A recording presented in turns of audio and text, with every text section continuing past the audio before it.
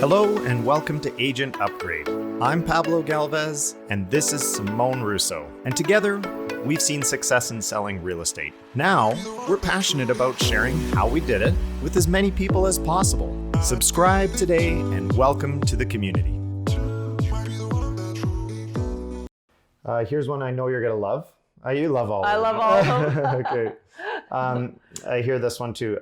I am struggling or dying financially. Oh boy. I'm just barely hanging on. What should I do? Tough one. That's a tough one, right? Yeah. That's a really, really tough one for agents. Yeah. So the real estate industry, and I think this gets created, well, the real estate agents create this themselves, but it goes like this, right? Oh, I got a deal. I got a listing. Woo, it's sold. Woohoo. I got a check. And then all of a sudden, oh no, now I don't have any listings and it goes back down. Yeah. I don't have a deal. I haven't worked with a buyer for over a month now. I have no money. Or as I always like to say, I sold 3 houses. Great. I'm going to go buy a Mercedes. You buy a Mercedes. 2 months later, you haven't done a deal. Okay, I'm selling the Mercedes. Yeah. I have Toyota. I have no gas money, right? I think we can all relate. Yeah. I mean, this industry or this business tends to go in waves, and the whole key is you want to really try to level out those peaks and valleys financially, and that's way easier said than done, for sure. So yeah, again, finances is a huge topic, and we definitely will have to drill down on these topics a little bit more in the future. Mm-hmm. But overall, what you want to do is you have to look at, it's 2 sides of this coin. So there's the revenue that you're making, and then there's the expenses that you have to pay for. So again, when your revenue is less than your expenses, you're in trouble. Yeah. And that's when you have financial crisis. So you have to really be clear on what your revenue is. You have to be very crystal clear on what your expenses are. So you need to know and really become best friends with your money. The money that comes in and then the friend or the money that goes out. You need to know exactly where you're at. And the only way to do that is to track it and to make sure that you have a proper system for accounting or bookkeeping in place. And this is something that should be done on a weekly basis, not monthly, not quarterly, not once a year. You bring a shoebox in. You got to be on top of this weekly because our market does go up and down, right? We have seasons in real estate. Yeah. So you can't be doing your accounting long term. You got to stay on top of it all the time. For sure. The other thing I'll just touch on kind of at a high level is your bank account. So, you know, you have your expenses that have to come out of a bank account, and then you have your revenue that goes into a bank account. You have certain things that have to get paid. And one of them I'll just touch on is your GST, for example, your GST remittances. A lot of agents somehow magically forget that they're receiving 5% of their GST on each commission check, and then they forget to remit it to the government. Or when it is time to remit it to the government, they don't have the money. You get that nasty surprise. And you're constantly behind on paying your taxes, or you're constantly behind on paying your GST remittances.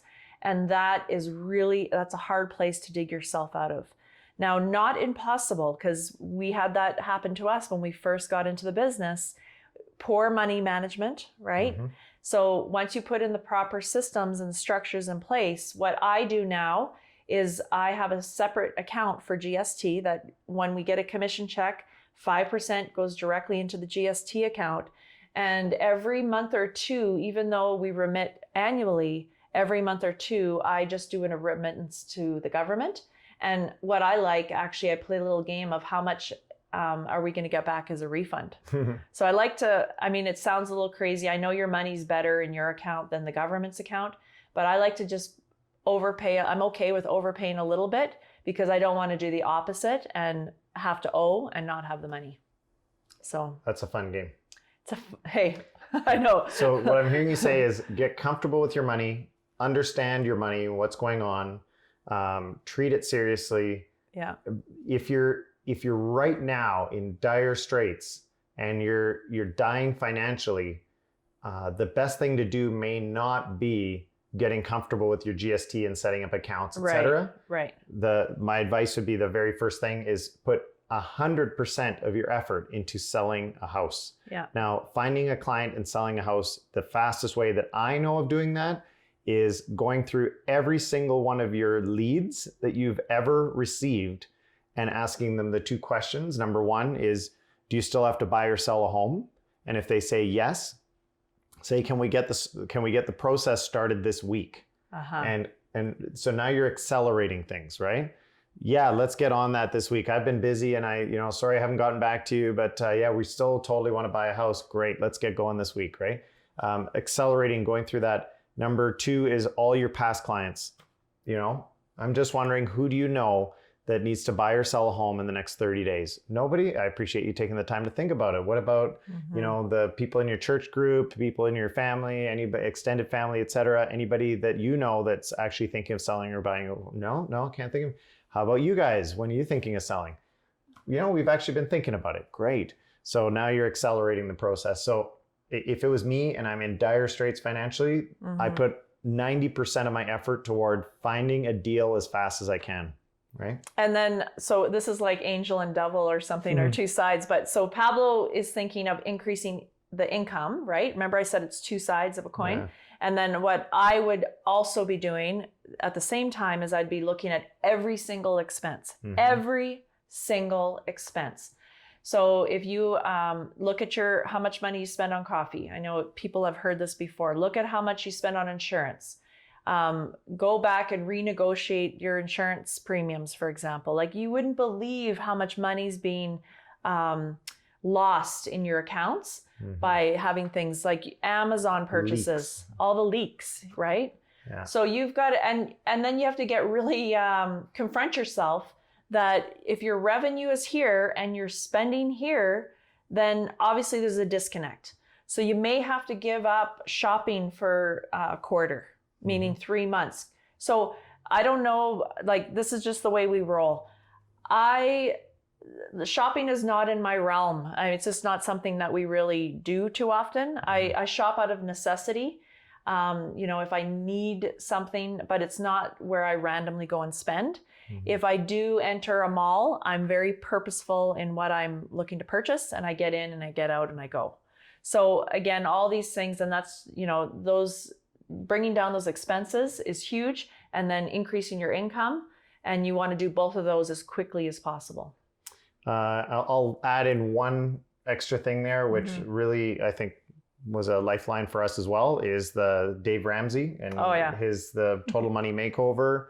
Love him or hate him. Love him or hate him. I know not everybody loves the guy. Whatever. It's the principles, though, are quite good.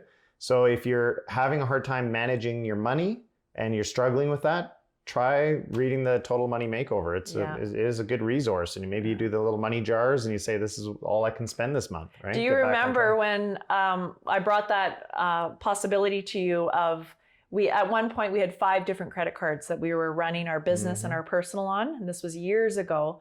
And according to Dave Ramsey, you want to get rid of your credit cards. So what I proposed to Pablo was that we were going to go all cash. He didn't like that. But the points. About the points. He wanted the points. So anyways, long story short is we ended up getting rid of all of our credit cards. We hold one credit card. You need it to book a hotel room or whatever. We reduced the limits on everything until we got them paid off. And the one credit card that we currently hold has a very small limit, like the available credit.